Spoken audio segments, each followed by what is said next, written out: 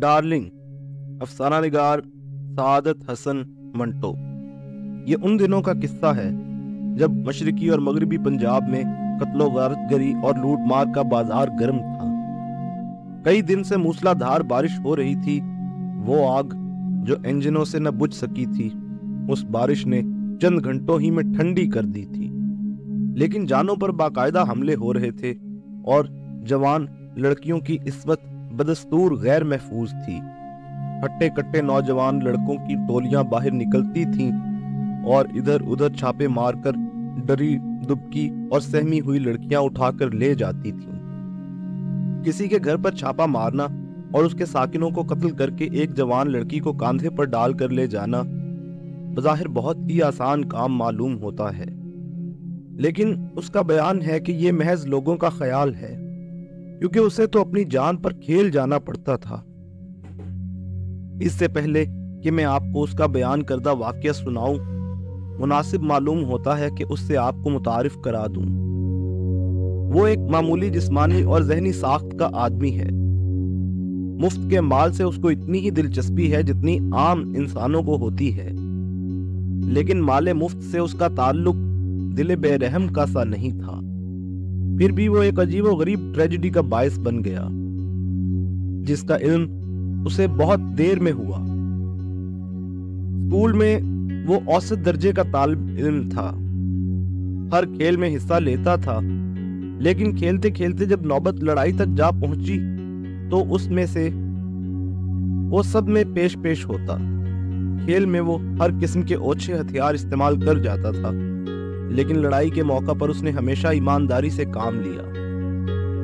مصوری سے اس کو بچپن ہی سے دلچسپی تھی، لیکن کالج میں داخل ہونے کے 1 سال بعد ہی اس نے کچھ ایسا پلٹا کھایا کہ تعلیم کو خیر بات کہہ کر سائیکلوں کی دکان کھول لی۔ فساد کے دوران جب اس کی دکان جل کر راکھ ہو گئی تو اس نے لوٹ مار میں حصہ لینا شروع کر دیا، انتقاماً کم اور تفریحاً زیادہ۔ چنانچہ اسی دوران میں اس کے ساتھ یہ عجیب و غریب واقعہ پیش آیا جو اس کہانی کا موضوع ہے۔ اس نے مجھ سے کہا، موسلا دھار بارش ہو رہی تھی، منو پانی برس رہا تھا۔ میں نے اپنی زندگی میں اتنی تیز و تند بارش کبھی نہیں دیکھی تھی۔ میں اپنے گھر کی برساتی میں بیٹھا سگریٹ پی رہا تھا۔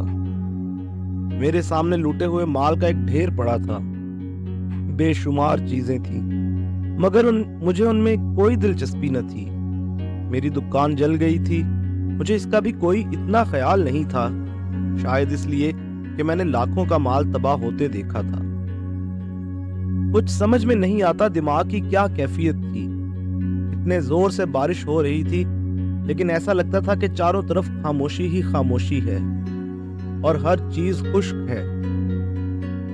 جلے ہوئے مردنڈوں کی سی بو آ رہی تھی۔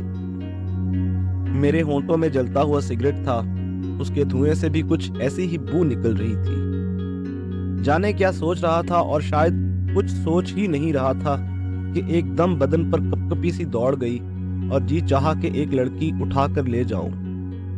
یوں ہی یہ خیال آیا، بارش کا شور سنائی دینے لگا اور کھڑکی کے باہر ہر چیز پانی میں شرابور نظر آنے لگی۔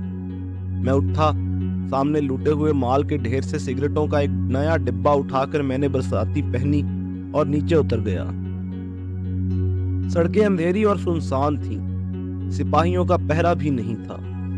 میں دیر تک ادھر ادھر گھومتا رہا۔ اس دوران میں کئی لاشیں مجھے نظر آئیں، لیکن مجھ پر کوئی اثر نہ ہوا۔ گھومتا گھامتا میں سول لائنز کی طرف نکل گیا۔ لک پھری ہوئی سڑک بالکل خالی تھی۔ جہاں جہاں بجری اکڑی ہوئی تھی وہاں بارش جھاگ بن کر اڑ رہی تھی۔ دفعتاً مجھے موٹر کی آواز آئی۔ پلٹ کر دیکھا تو ایک چھوٹی سی موٹر بیبی آسٹن اندھا دھند چلی آ رہی تھی۔ میں سڑک کے عین درمیان میں کھڑا ہو گیا اور دونوں ہاتھ اس انداز سے ہلانے لگا جس کا مطلب یہ تھا کہ رک جاؤ۔ موٹر بالکل پاس آ گئی، مگر اس کی رفتار میں فرق نہ آیا۔ چلانے والے نے رخ بدلا، میں بھی پینترا بدل کر ادھر ہو گیا۔ موٹر تیزی سے دوسری طرف مڑ گئی، میں بھی لپک کر ادھر ہو لیا۔ موٹر میری طرف بڑھی مگر اب اس کی رفتار دھیمی ہو گئی تھی۔ میں اپنی جگہ پر کھڑا رہا، پیشتر اس کے کہ میں کچھ سوچتا مجھے زور سے دھکا لگا اور میں اکھڑ کر فٹ پاتھ پر جا گرا۔ جسم کی تمام ہڈیاں کڑکڑا اٹھیں مگر مجھے چوٹ نہ آئی۔ موٹر کے بریک چیخے، پہیے ایک دم پھسلے اور موٹر تیرتی ہوئی سامنے والے فٹ پاتھ پر چڑھ کر ایک درخت سے ٹکرائی اور ساکت ہو گئی۔ میں اٹھا اور اس کی طرف بڑھا۔ موٹر کا دروازہ کھلا اور ایک عورت سرخ رنگ کا بھڑکیلا مومی رین کوٹ پہنے باہر نکلی۔ میری کڑکڑائی ہوئی ہڈیاں دیکھ اور جسم میں حرارت پیدا ہوئی۔ رات کے اندھیرے میں مجھے صرف اس کا شوخ رنگ کا رین کوٹ ہی دکھائی دیا، لیکن اتنا اشارہ کافی تھا کہ اس مومی کپڑے میں لپٹا ہوا جو کوئی بھی ہے صنف نازک میں سے ہے۔ میں جب اس کی طرف بڑھا تو اس نے پلٹ کر میری طرف دیکھا۔ بارش کے لرزے ہوئے پردے میں سے مجھے دیکھ کر بھاگی، مگر میں چند ہی گزوں میں اسے جا لیا۔ جب ہاتھ اس کے چکنے رین کوٹ پر پڑا تو وہ انگریزی میں چلائی، ہیلپ ہیلپ۔ میں نے اس کی کمر میں ہاتھ ڈالا اور گود میں اٹھا لیا۔ وہ پھر انگریزی میں چلائی، help help, he is killing me. میں نے اس سے انگریزی میں پوچھا، are you a English woman? فکرہ منہ سے نکل گیا تو خیال آیا کہ ایک ہی جگہ مجھے این کہنا چاہیے تھا۔ اس نے جواب دیا، نو۔ انگریز عورتوں سے مجھے نفرت ہے۔ چنانچہ میں نے اس سے کہا، then it is all right۔ اب وہ اردو میں چلانے لگی، تم مار ڈالو گے مجھے، تم مار ڈالو گے مجھے۔ میں نے کوئی جواب نہ دیا، اس لیے کہ میں اس کی آواز سے اس کی شکل و صورت اور عمر کا اندازہ لگا رہا تھا، لیکن ڈری ڈری آواز سے کیا پتہ چل سکتا تھا۔ میں نے اس کے چہرے پر سے مڈ ہٹانے کی کوشش کی، پر اس نے دونوں ہاتھ آگے رکھ دیے۔ میں نے کہا، ہٹاؤ، اور سیدھا موٹر کی طرف بڑھا۔ دروازہ کھول کر اس کو پچھلی سیٹ پر ڈالا اور خود اگلی سیٹ پر بیٹھ گیا۔ گیئر درست کر کے سیلف دبایا تو انجن چل پڑا۔ میں نے کہا، ٹھیک ہے۔ ہینڈل گھمایا، گاڑی کو فٹ پاتھ پر سے اتارا اور سڑک میں پہنچ کر ایکسیلریٹر پر پیر رکھ دیا۔ موٹر تیرنے لگی۔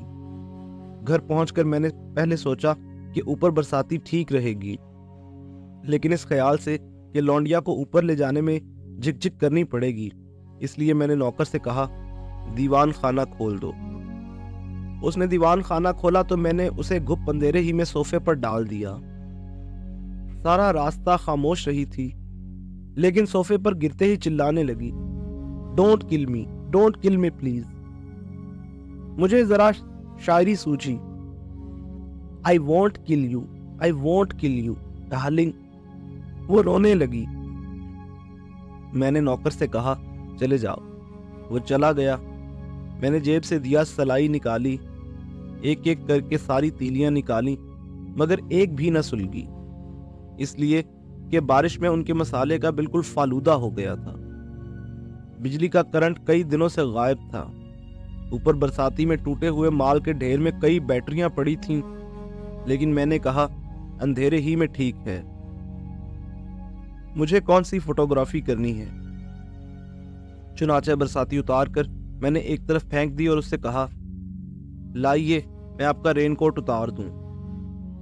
میں نیچے صوفے کی جانب جھکا، لیکن وہ غائب تھی۔ میں بالکل نہ گھبرایا، اس لیے کہ دروازہ نوکر نے باہر سے بند کر دیا تھا۔ گپت اندھیرے میں ادھر ادھر میں نے اسے تلاش کرنا شروع کیا۔ تھوڑی دیر کے بعد ہم دونوں ایک دوسرے کے ساتھ بھیڑ گئے اور تپائی کے ساتھ ٹکرا کر گر پڑے۔ فرش پر لیٹے ہی لیٹے میں نے اس کی طرف ہاتھ بڑھایا جو گردن پر جا پڑا۔ وہ چیخی۔ میں نے کہا، چیختی کیوں ہو، میں تمہیں ماروں گا نہیں۔ اس نے پھر سسکیاں لینا شروع کر دیں۔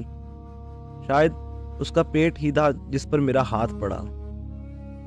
وہ دوہری ہو گئی۔ میں نے جیسا بھی بن پڑا اس کے رین کوٹ کے بٹن کھولنے شروع کر دیے۔ مومی کپڑا بھی عجیب ہوتا ہے، جیسے بوڑھے گوشت میں چکنی چکنی جھریاں پڑی ہوں۔ وہ روتی رہی और इधर उधर लिपट कर मज़ाहमत करती रही, लेकिन मैंने पूरे बटन खोल दिए। इसी दौरान में मुझे मालूम हुआ कि वो साड़ी पहने थी। मैंने कहा, ये तो ठीक है। चुनाचे मैंने ज़रा मामला देखा। खासी सेडोल पिंडली थी जिसके साथ मेरा हाथ लगा। वो तड़प कर एक तरफ हट गई। मैं पहले ज़रा यूं ही सिलसिला कर रहा था। पिंडली के साथ जब मेरा हाथ लगा तो बदन में 440 वोल्ट पैदा हो गए, लेकिन मैंने फौरन ही ब्रेक लगा दिए कि सहज पके सो मीठा होए। चुनाचा मैंने शायरी शुरू कर दी। डार्लिंग, मैं तुम्हें यहाँ कत्ल करने के लिए नहीं लाया। डरो नहीं, यहाँ तुम ज्यादा महफूज हो। जाना चाहो तो चली जाओ, लेकिन बाहर लोग दरिंदों की तरह चीर फाड़ देंगे। जब तक ये फसाद हैं तुम मेरे साथ रहना। तुम पढ़ी लिखी हो, मैं नहीं चाहता कि तुम गवारों के चुंगल में फंस जाओ। उसने सिसकियां लेते हुए कहा, यू वॉन्ट किल मी। मैंने फौरन ही कहा, नो। वो हंस पड़ी। मुझे फौरन ही ख्याल आया कि औरत को सर नहीं कहा करते। बहुत खिफ़्फ़त हुई, लेकिन उसके हंस पड़ने से मुझको कुछ हौसला हो गया। मैंने कहा, मामला पटा समझो। चुनाचे मैं भी हंस पड़ा। डार्लिंग, मेरी अंग्रेजी कमजोर है। थोड़ी देर खामोश रहने के बाद उसने मुझसे पूछा, अगर तुम मुझे मारना नहीं चाहते तो यहाँ क्यों लाए हो? सवाल बड़ा बेढब था। मैंने जवाब सोचना शुरू किया, लेकिन तैयार न हुआ। मैंने कहा, जो मुंह में आए कह दो। मैं तुम्हें बिल्कुल मारना नहीं चाहता, इसलिए कि मुझे ये काम बिल्कुल अच्छा नहीं लगता। तुम्हें यहाँ क्यों लाया हूं, इसका जवाब ये है कि मैं अकेला था। वो बोली, तुम्हारा नौकर तुम्हारे पास रहता है। मैंने बगैर सोचे समझे जवाब दे दिया, उसका क्या है, वो तो नौकर है। वो खामोश हो गई। मेरे दिमाग में नेकी के ख्याल आने लगे। मैंने कहा, हटाओ। चनाचा उससे उठकर कहा, तुम जाना चाहती हो तो चली जा, उठो। मैंने उसका हाथ पकड़ा। वो उठ खड़ी हुई। एकदम मुझे उसकी पिंडली का ख्याल आ गया और मैंने जोर से उसको अपने सीने के साथ चिमटा लिया। उसकी गर्म गर्म सांस मेरी ठोड़ी के नीचे घुस गई। मैंने अटकल पच्चू अपने होंठ उसके होंठों पर जमा दिए। वो लरजने लगी। मैंने कहा, डार्लिंग, डरो नहीं, मैं तुम्हें मारूंगा नहीं। छोड़ दो मुझे। की आवाज में अजीबोगरीब किस्म की कपकपाहट थी। मैंने उसे अपनी गिरफ्त से अलहदा कर दिया, लेकिन फौरन ही अपने बाजुओं में उठा लिया। सड़क पर उसे उठाते वक्त मुझे महसूस नहीं हुआ था, लेकिन उस वक्त मैंने महसूस किया कि उसके कोल्हों का गोश्त बहुत ही नरम था। एक बात मुझे और भी मालूम हुई, वो ये कि उसके एक हाथ में छोटा सा बैग। मैंने उसे सोफे पर लिटा दिया और बैग उसके हाथ से ले लिया। अगर इसमें कोई कीमती चीज है तो यकीन रखो, यहाँ बिल्कुल महफूज रहेगी। बल्कि चाहो तो मैं भी तुम्हें कुछ दे सकता।